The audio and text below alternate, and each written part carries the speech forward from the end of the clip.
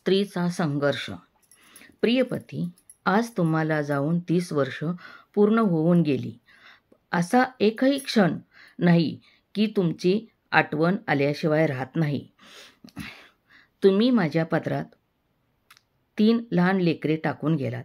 तुमची इच्छा होती की माझी मुलं चांगली शिकून मोठी व्हावीत. तुम्ही अर्ध्या संसारातून निघून गेलात. अशा वेळी कुणी साथ देत नाही हे मी अनुभवलं आहे. असो, हे दुःख थोडं बाजूला ठेवून मी मुलांच्या भविष्याचा विचार करून उभी राहिले.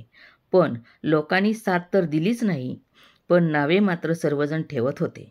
अशा परिस्थितीतून बाहेर पडण्यासाठी मी शिलाई काम चालू केले. त्यातून माझी मुले शिकून मोठी झाली. त्यांनाही माझ्यासारखा खडतर प्रवास करावा लागला.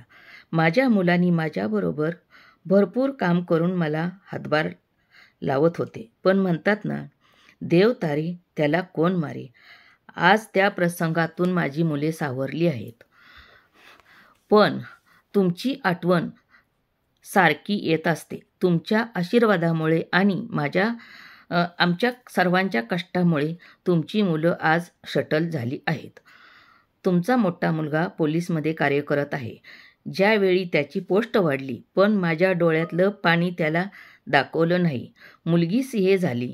तिचं लग्न करून दिलं. ती तिच्या घरी सुखी आहे. छोटा मुलगा अमेरिकेत इंजिनियर आहे. तो सध्या अमेरिकेत राहतो. दोन्हीही मुलांची लग्न झाली आहेत.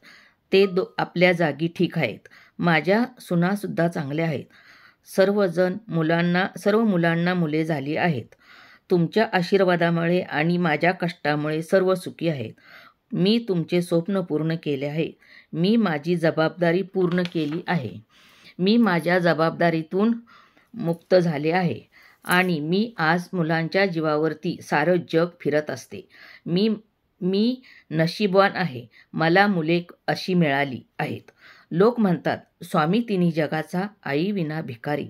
पण मी म्हणते, स्वामी तिन्ही जगाचा, संतती विना किंवा मुलाविना भिकारी. तरी असो, बापाची पोकळी मी कधीच भरू नाही शकली. पण दोन्ही भूमिका मी निभावल्या, म्हणून तुमची आठवण सारखी येत राहत होती.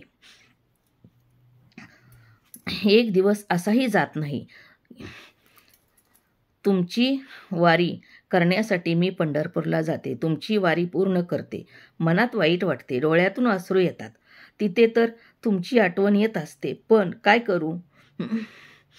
तिथे मंदिरात बसून राहते. चला, ठीक आहे. माझी एक इच्छा आहे. जबाबदारीतून मुक्त झाले आता.